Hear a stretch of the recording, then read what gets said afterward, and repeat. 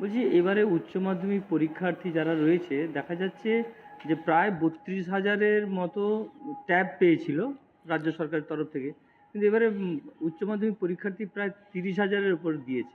সেক্ষেত্রে দেখা যাচ্ছে প্রায় 2,000 ট্যাব নিয়েছে, এরকম কিন্তু পরীক্ষায় বসেনি। কি বলবেন, আপনাদের স্কুলে কতজন রয়েছে? আমাদের স্কুলের মোট 308 জন ছিল, তার মধ্যে বেশ কয়েকজন পরীক্ষা দেয়নি এবং আমরা খোঁজ নিয়ে জানলাম বেশ কিছু মেয়ের বিয়ে হয়ে গেছে আর কয়েকজন ছেলে তারা ভিন রাজ্যে কাজে চলে গেছে। কিন্তু তারা ট্যাব নিয়েছিল? তারা ট্যাব নিয়েছে। এই পরিসংখ্যান প্রায় 2,000-এর মতো। কি বলবেন, মানে কেন এরকম হচ্ছে? এর মূল কারণ আমার যা মনে হয়েছে যে পাবলিক সচেতনতা দরকার এবং আর্থিক দুরবস্থার জন্য তারা এই পথ বেছে নিচ্ছে। আর মেয়েদের ক্ষেত্রে আজকে মানবিক মুখ্যমন্ত্রী উনি কন্যাশ্রীর আয়োজন করেছে, সবুজ সাথী দিচ্ছে, রূপশ্রী দিচ্ছে। তা সত্ত্বেও এই মেয়েরা যে অল্প বয়সে বিয়ে হয়ে পড়াশোনা ছেড়ে দিয়ে সংসার জীবনে প্রবেশ করে যাচ্ছে, এর মূল কারণ হচ্ছে সচেতনতার অভাব। আপনার স্কুলে মোট কতজন পরীক্ষা দেয়? আমাদের স্কুল থেকে 11-12 মিলিয়ে প্রায় 20 জনের মতো পরীক্ষা দেয়নি। কিন্তু দেখা যাচ্ছে জেলা প্রশাসন বারে বারে তো মানুষকে সচেতন করছে। পূর্ব মেদিনীপুর জেলা শিক্ষার হারে অনেকটাই এগিয়ে, সেক্ষেত্রে কেন এরকম হচ্ছে?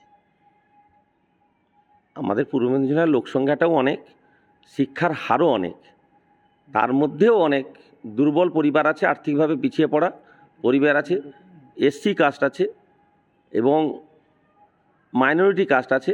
আর এই শিক্ষা স্কুল ছুট হওয়ার, বিদ্যালয় ছুট হওয়ার মূল কারণ যেগুলো জানা যায় যে দুর্বল ফ্যামিলি যারা আর্থিকভাবে এবং মাইনরিটি পরিবার, এসসি পরিবার, খেটে খাওয়া পরিবার, তাদের পরিবারে এই ঘটনাগুলো বেশি ঘটছে। আমরা সমীক্ষা করে দেখেছি, বাড়ি বাড়ি গিয়েও দেখেছি যে এই মাইনরিটি পরিবারে, যাদের পরিবারে দুবেলা দুটো খাওয়ার সংস্থান নেই, মানবিক মুখ্যমন্ত্রী চাল দিচ্ছেন, কেন্দ্র সরকারের চাল আসছে, তারপরেও যেটা সংসার চালানোর মতো যে আর্থিক দুরবস্থা, তার জন্য ছেলেমেয়েরা চলে যাচ্ছে টাইলের কাজে, রাজমিস্ত্রির কাজে, ফুলের কাজে, ফলে তারা শিক্ষার আঙিনায় আসতে পারছে না।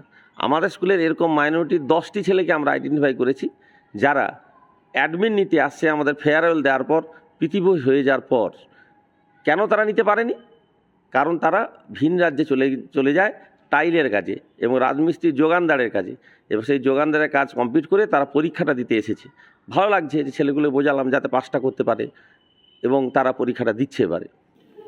দেখুন, সবথেকে বেশি আনন্দের মুহূর্ত যেটা, আমরা পূর্ব মেদিনীপুর জেলা পরীক্ষার দিক থেকে কোনো বিঘ্ন ঘটেনি কোনো বিষয়ে।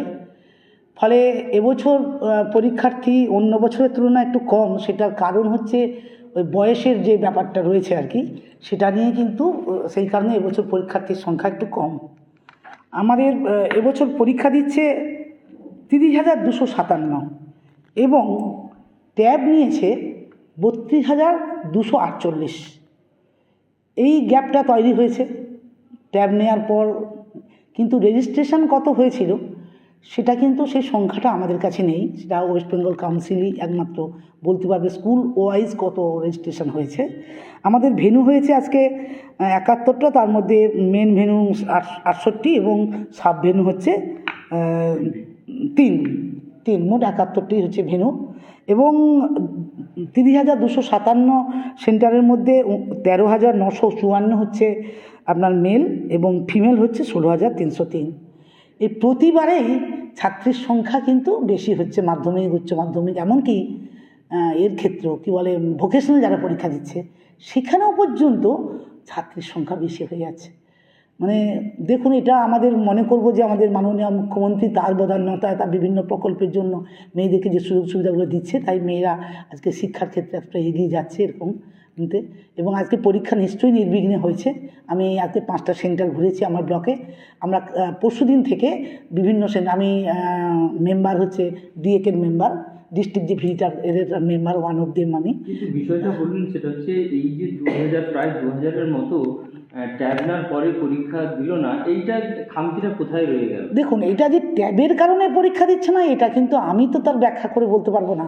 যে ট্যাব নেওয়ার পরে পরীক্ষা দিচ্ছে না 2,000 জন, এত বড় জেলার উপরে এত হাজারের মধ্যে, কিন্তু ট্যাব নেওয়ার জন্য এরা অপেক্ষা করেছিল রেজিস্ট্রেশনের পর বা পরীক্ষা দেবে না, এই ব্যাখ্যায় ভাই আমি যেতে পারবো না, বলতেও পারবো না। তারা কোনো কারণে পরীক্ষা দেয়নি, এই 2000 কম হয়েছে।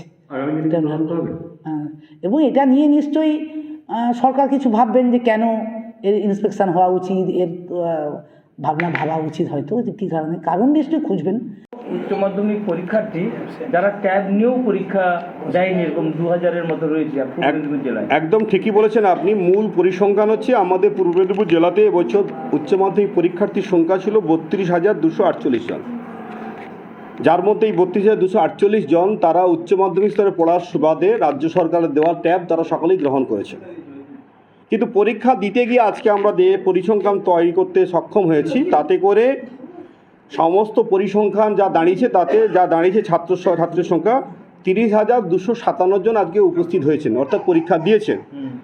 তাতে দেখা যাচ্ছে যত সংখ্যক ছাত্র সংখ্যা পুরো পরীক্ষায় অংশগ্রহণ করেনি তার পরিমাণটা কত না 1,991 জন, অর্থাৎ প্রায় 2000 ছাত্রছাত্রী পরীক্ষায় তারা বসেননি। এর দুটো স্পেসিফিক কারণ।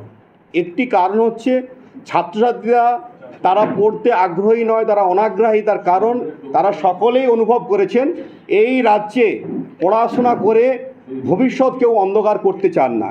কারণ গরিব বাবা মায়েরা তারা তাদের ছেলে মেয়েদেরকে কষ্টার্জিত পয়সা দিয়ে তাদের পরিশ্রম করে তাদেরকে উপযুক্ত মানুষ তৈরি করবেন, তারপরে তাদের সকলেরই লক্ষ্য ছেলেরা বড় হয়ে তারা চাকরি পাবেন, চাকরির জন্য চাকরি পরীক্ষায় তারা বসবেন। কিন্তু সেখানে দেখা গেছে যে চায়ের দোকান থেকে, ভুসিমাল দোকান থেকে, সেলুন দোকান থেকে চাকরি এখানে বিক্রি হয়েছে, যার ফলস্বরূপ আজকে প্রায় দেখেছেন প্রায় 72,000 চাকরি পরীক্ষার্থী তাদের ভাগ্য ঝুলছে সুপ্রিম কোর্টের দরগড়ায়। তাই এখানে পূর্ব মেদিনীপুর জেলায় যেখানে শিক্ষার হার সারা রাজ্যে সবথেকে বেশি, সেই জেলাতে আজকে যদি প্রায় 2000 ছাত্রছাত্রী পরীক্ষায় না বসে উচ্চ মাধ্যমিকের পরীক্ষাতে, তাহলে বুঝতে হবে এই পরীক্ষার্থী না বসার প্রধান কারণ সেটি হচ্ছে রাজ্য সরকারের দূরদর্শিতার প্রতি অনীহা প্রকাশ করা, শিক্ষা ব্যবস্থার প্রতি প্রশ্নচিহ্ন তুলে ধরা। তাই আমরা মনে করি এই বিষয়ের উপরে দাঁড়িয়ে বিভাগীয় তদন্ত হওয়া উচিত। আমরা আমাদের প্রিয় জননেতা শুভেন্দু অধিকারী মহোদয়ের কাছে আজকে দৃষ্টি আকর্ষণ করব, যাতে উনি এই তথ্য সারা রাজ্য জুড়ে সংগ্রহ করে বিধানসভায় এই বিষয়ের উপরে দাঁড়িয়ে বিস্তৃত আলোচনা করে সদর্থক সিদ্ধান্ত গ্রহণ করেন এবং সারা রাজ্যবাসীর কাছে যাতে এই সরকারের ন্যাকের চিত্রটা তুলে ধরতে সক্ষম হয়, তার জন্য তথ্য আমরা এখান থেকে সরবরাহ করব।